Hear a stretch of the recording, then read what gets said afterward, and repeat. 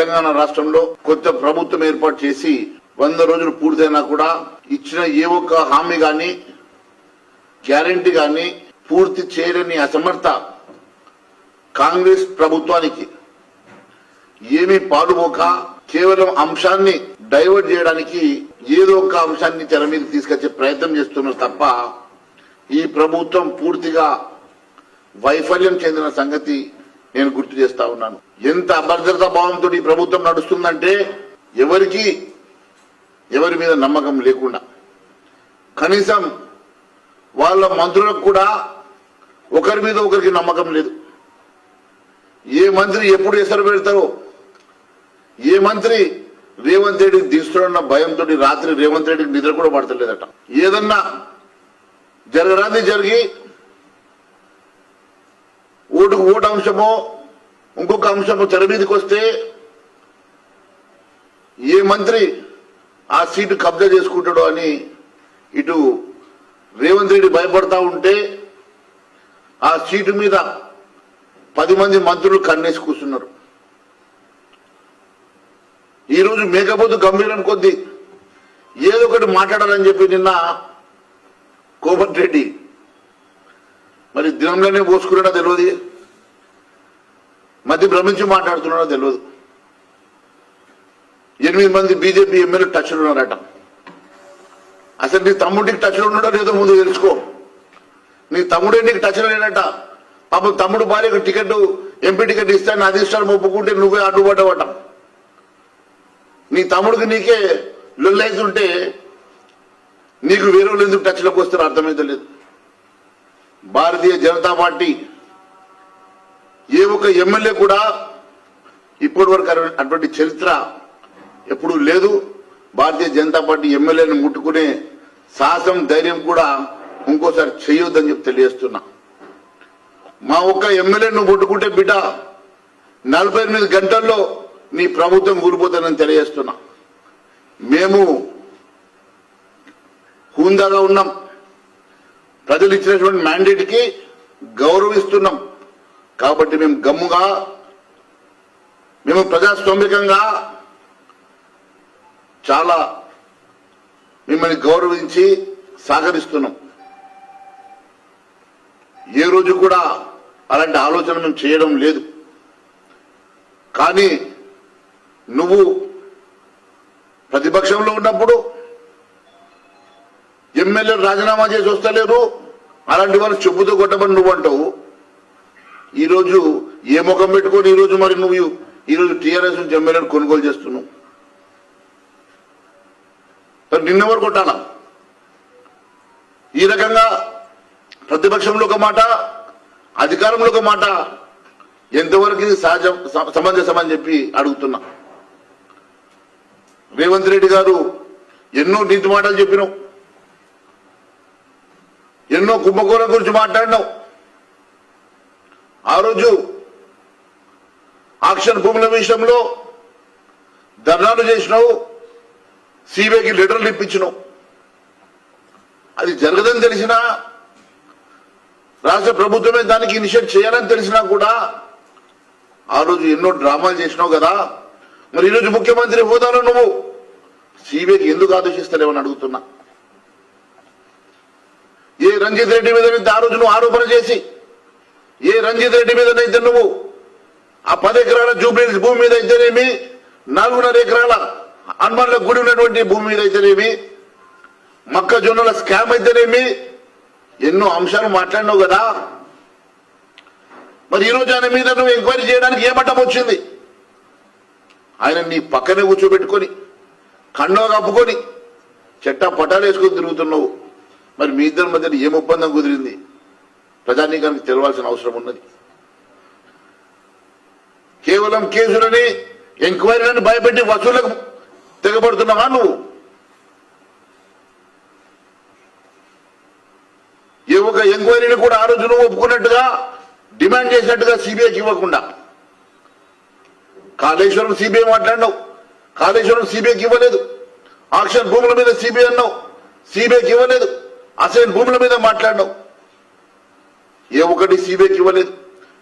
చివరకు ఈరోజు telephone tapping కూడా టెలికాం చట్టంలో కేంద్ర ప్రభుత్వ పరిధిలోకి వస్తుంది, హోంశాఖ పరిధిలోకి వస్తుంది. హోంశాఖ సెక్రటరీ పర్మిషన్ ఇవ్వకుండా ఏ రాష్ట్ర ప్రభుత్వానికి కూడా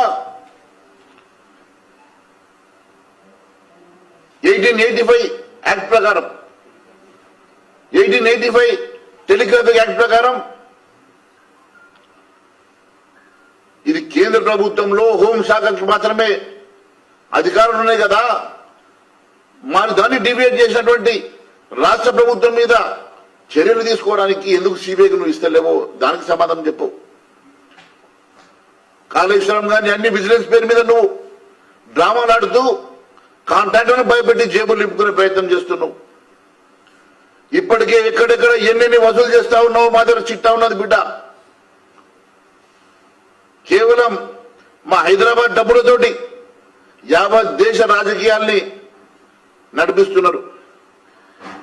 కాంగ్రెస్ పార్టీ దేశ ఎన్నికలకు హైదరాబాద్ ఇలా అడ్డగా మారింది. హైదరాబాద్ లో వసూలైనటువంటి డబ్బుతోటే కాంగ్రెస్ పార్టీ భారతదేశ రాజకీయాలను ఎన్నికలను ఈరోజు నడిపిస్తున్న సంగతి నేను గుర్తు చేస్తున్నా. మా దగ్గర పూర్తి ఆధారాలు ఉన్నాయి కాబట్టి మాట్లాడుతున్నా. మా ఎమ్మెల్యేల గురించి మాట్లాడేంత స్థాయి నీది కాదు వెంకటరెడ్డి. వెంకటరెడ్డిని మధ్యభ్రమించి మాట్లాడుతున్నావు. ముందు నీ భువనగిరి ఎంపీ గెలిపించుకో. దమ్ముడిని ఛాలెంజ్ చేస్తా ఉన్నాను. భువనగిరిలో మా ఎంపీ 2 లక్షల మెజార్టీతో గెలుస్తున్నాడు. నీ ఎంపీని గెలిపించు నీకు చేత కాదు, నీ తమ్ముడితో సఖ్యత నీకు చేత కాదు. 8 మంది ఎమ్మెల్యేల గురించి మాట్లాడతావా? బిడ్డ మా ఎమ్మెల్యేని ముట్టి చూడు. మాకు ఒకవేళ మేమనుకుంటే మేమే మీలాగా గేట్ ఓపెన్ చేస్తే 48 గంటలు పట్టదు బిడ్డ మీ ప్రభుత్వం కూలిపోవడానికి. కానీ మేము ప్రజాస్వామ్యాన్ని గౌరవిస్తాం కాబట్టి, ప్రజాస్వామ్యాన్ని మేము పూర్తిగా విశ్వసిస్తాం కాబట్టి ఈరోజు మేము కేవలం గమ్మున కూర్చొని మేము గౌరవిస్తూ మేము సహకరిస్తున్న సంగతి నేను గుర్తు చేస్తున్నా. అంతేకాకుండా కోమరెడ్డి వెంకరెడ్డి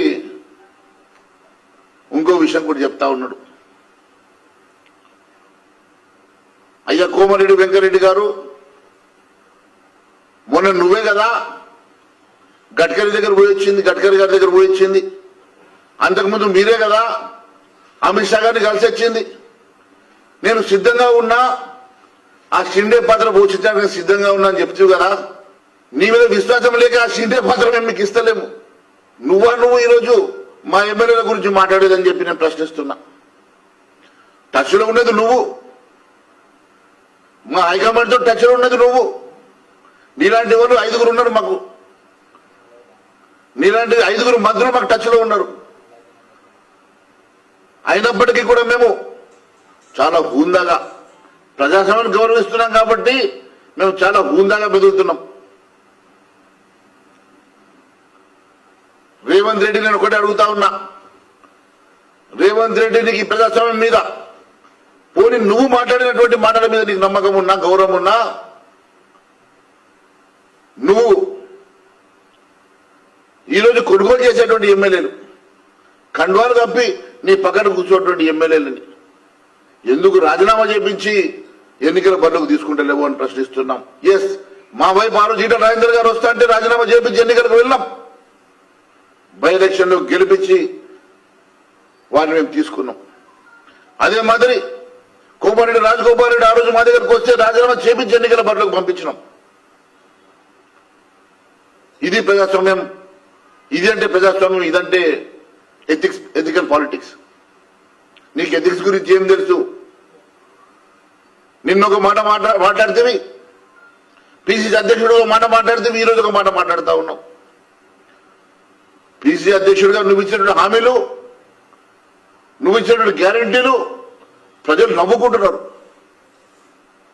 మొన్న ఒక గ్రామంకి వెళ్తే సార్ కాంగ్రెస్ ఇచ్చిన హామీ అని నవ్వుతున్నారు. అది మీ క్రెడిబిలిటీ, అది రేవంత్ రెడ్డి క్రెడిబిలిటీ. రేవంత్ రెడ్డి కేవలం ముఖ్యమంత్రి పదవి కోరుకున్నాడు, దొంగ హామీలు ఇచ్చి కేవలం ఆ ట్యాక్స్ ని ఇక్కడ వసూలు చేయడానికి. ఆ ట్యాక్స్ అంటే అది రాహుల్ ట్యాక్సా, రాజీవ్ గాంధీ ట్యాక్సా, రేవంత్ ట్యాక్సా మాకు తెలియదు, కానీ కొత్తగా ఆ ట్యాక్స్ అయితే పెట్టుకున్నాడు. ఆ ట్యాక్స్ లో 3,000 కోట్ల రూపాయలు వసూలు చేసి ఢిల్లీకి 1,500 కోట్లు పంపించిండు. ఇంకా 500 కోట్లు పంపడానికి ఒప్పందం కుదుర్చుకున్నాడు. నీ చిట్టా మా దగ్గర ఉంది బిడ్డ. ఇంకొకసారి భారతీయ జనతా పార్టీ సభ్యుల జోలికి కానీ భారతీయ జనతా పార్టీ జోలికి వస్తే మీ చరిత్ర బయట పెడతాం, మీ బండారం బయట పెడతామని తెలియజేసుకుంటూ, మరి నీతిమంతుడు అయితే, నువ్వు నిజాయితీ పరుడు అయితే రంజిత్ రెడ్డి గారికి నువ్వు ఇచ్చినటువంటి టికెట్ ఆయన మీద నువ్వే ఆరోపణ చేసి, నువ్వే అవినీతి ఆరోపణ చేసి ఆయనకు నువ్వే టికెట్ ఇచ్చే రోజు ఏ ముఖం పెట్టుకుని ఆయన కోర్టు అడుగుతావో అది కూడా నువ్వు ప్రజలకు చెప్పాల్సిన అవసరం ఉందని ముఖ్యమంత్రి ఆయన చెప్పిన మాటని, ఆయన డైరెక్ట్ ఐపీఎస్ ఆఫీసర్ ఎస్పీ అని చెప్పిండు, ఆయన సహచరులంతా హోంగార్డులు అని చెప్పిండు కదా. వెంకటరెడ్డి నీ స్థాయి హోంగార్డ్ అని చెప్పేసి మీ ముఖ్యమంత్రి చెప్పినప్పుడు నీ స్థాయిని మించి మాట్లాడకు, నువ్వు హోంగార్డ్గా ఉంటే మంచిగుంటది. మీ ఎస్పీ గారు ఏమైనా ఉంటే ఎస్పీ గారు ముఖ్యమంత్రి రేవంత్ రెడ్డి మాట్లాడమని తెలియజేస్తున్నా. చూడండి, అదే విషయం నేను తెలియజేస్తా ఉన్నాను. ఎవరైనా భారతీయ జనతా పార్టీ సిద్ధాంతాలు, భారతీయ జనతా పార్టీ నిర్ణయాలకి ఆకర్షితులై వస్తే డెఫినెట్ గా రాజీనామా చేసి వారు ఎమ్మెల్యేగా, ఎంపీగా వారి పదవికి రాజీనామా చేసి మా పార్టీలో జాయిన్ అయితే తీసుకునే చరిత్ర మాకున్నది, తీసుకోవడానికి సిద్ధంగా మేము ఉన్నాం. లేని పక్షంలో ఆ 2/3 మెజార్టీలో ఆ రకంగా ప్రజాస్వామ్య పద్ధతిలో మా వైపు వస్తే మేము తీసుకోవడానికి సిద్ధంగా ఉంటాం తప్ప కేసీఆర్ కి మాకు సంబంధం లేదు. కేసీఆర్ ఏ రకంగా తీసుకున్నాడో, కేసీఆర్ మీరు ఫాలో అవుతున్నారంటే కేసీఆర్ కి మీకు గతంలో ఉన్నటువంటి స్నేహం అటువంటిది, మీ రిలేషన్ అటువంటిది. గతంలో కేసీఆర్ గారు యూపీఏ గవర్నమెంట్ లో మంత్రిగా పనిచేసిండ్రు. రాష్ట్ర ప్రభుత్వంలో కూడా టీఆర్ఎస్ 6 మంత్రి పదవులు తీసుకుని అనుభవించారు కాబట్టి వారి స్నేహబంధం అటువంటిది. ఆ రోజు కేసీఆర్ గారు సిద్ధాంతాలనే కేసీఆర్ నడకనే వీళ్ళు నడుస్తున్నారు. చూడండి, ఒకటే విషయం నేను తెలియజేస్తా ఉన్నాను. మా 8 మంది టచ్ లో ఉన్నాం. టచ్ లో లేరని మీరంటే 8 మందికి 8 టచ్ లో ఉన్నాం. ప్రభుత్వం వారికి ఉన్నది 63 సీట్లు, 64 సీట్లు అంటే కేవలం 5 సీట్లు మాత్రమే వాళ్ళకి అధికంగా ఉన్నాయి. రెండో మేజర్ అంశం ఏంటంటే మేము ఏ రోజు కూడా ఏ ప్రభుత్వాన్ని కూల్చాలని చెప్పేసి మేము భావించడం లేదు. మాది ప్రజాస్వామికంగా ఈ ప్రజాస్వామ్యాన్ని గౌరవించేటువంటి అతిపెద్ద ప్రపంచంలో అతిపెద్ద పార్టీ భారతీయ జనతా పార్టీ. మేము ఒకటే చెప్తా ఉన్నాం, మీరు మా జోలికి దయచేసి రావద్దు, మా గురించి మాట్లాడొద్దు. మేము చాలా హుందాగా మెదులుతున్నాం. మీరు ఒకవేళ అట్లా చేస్తే మీ చిట్టా ఏందో మా దగ్గర మేము కూల్చాల్సిన అవసరం లేదు. వాళ్ళ మంత్రులే రెడీగా ఉన్నారు. వాళ్ళ మంత్రులే మా దగ్గరకు వచ్చి మేము షిండగా మారుతాం, నా వెంట 10 మంది ఉన్నారు, నా వెంట 20 మంది ఉన్నారు, వాళ్ళే అంటున్నారు. ఆ 10 మంది 20 మందిని వెంట పెట్టుకుని రావడానికి సిద్ధంగా ఉన్నారు. కానీ మేము అలాంటి ఎంకరేజ్ చేయం కాబట్టి మేము చాలా ప్రజాస్వామ్య పద్ధతిలో చాలా గౌరవంగా బిహేవ్ చేస్తా ఉన్నాం. చూడండి, ఆ రోజే పాల్వే హరీష్ గారు చెప్పారు అక్కడ వారి ప్రజా సమస్యలు. చూడండి, ఈ రోజు ఎంత బాధాకరమైన అంశం అంటే మంత్రుడిని ముఖ్యమంత్రి, వారు మంత్రి ముఖ్యమంత్రి ఎవరైనా సరే ఈ తెలంగాణ రాష్ట్రానికి, తెలంగాణ రాష్ట్ర అన్ని నియోజకవర్గాలకి ప్రజలకు సంబంధించినటువంటి ముఖ్యమంత్రి. ఆయన ఒక కాంగ్రెస్ పార్టీకి ముఖ్యమంత్రి కాదు. ఏదైనా సమస్య ఉన్నప్పుడు రిప్రజెంటేషన్ ఇవ్వడానికి ఏ ఎమ్మెల్యేనా వెళ్ళొచ్చు. ఒక ఎమ్మెల్యే వెళ్ళాడు, వెంటనే అక్కడ నుంచి ప్రెస్ మీట్ పెట్టి ఈ అంశం మీద నేను వెళ్ళానని ఈ రిప్రజెంటేషన్ ఇచ్చానని చెప్పాడు.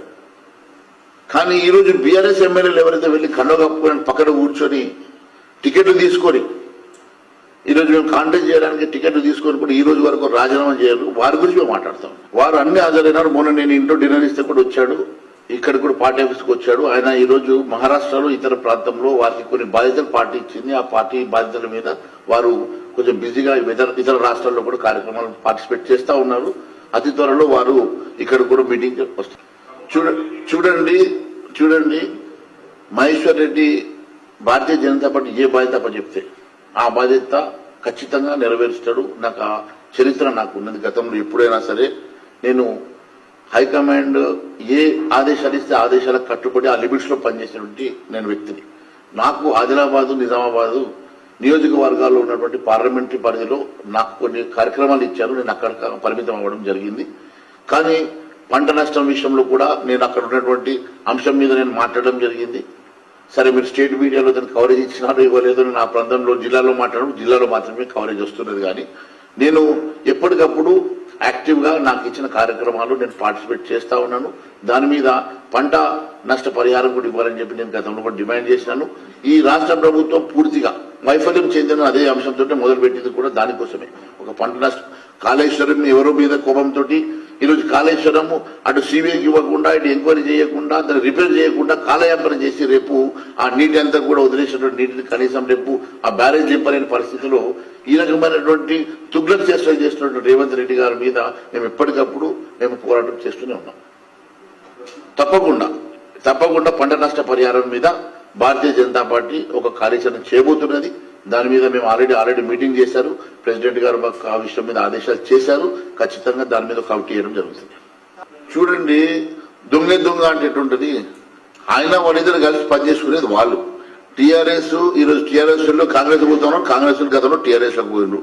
వాళ్ళు కలిసి సంసారం చేసినప్పుడు అధికారులు పంచుకున్నారు. ఈరోజు వాళ్ళ మధ్యలో పంచాయతీ. ఇది మాకేం సంబంధం చెప్పండి. వారు ఏదో ఊరికే బట్ట కాల్చిన మీద పడేసే కార్యక్రమం మాత్రం చేస్తుంటాడు ఆయన. సరే వారు అనుకుంటున్నాను అనగానే జరుగుతుందా? రేపు రిజల్ట్ రాని కదా, రిజల్ట్ వచ్చినా మాట్లాడదాం. ఈరోజు మేము కూడా అనుకుంటున్నాం కదా 8 నుంచి 10 సీట్లు వస్తాయని. మేము 10 కాదు 12 కూడా రావచ్చు మాకే.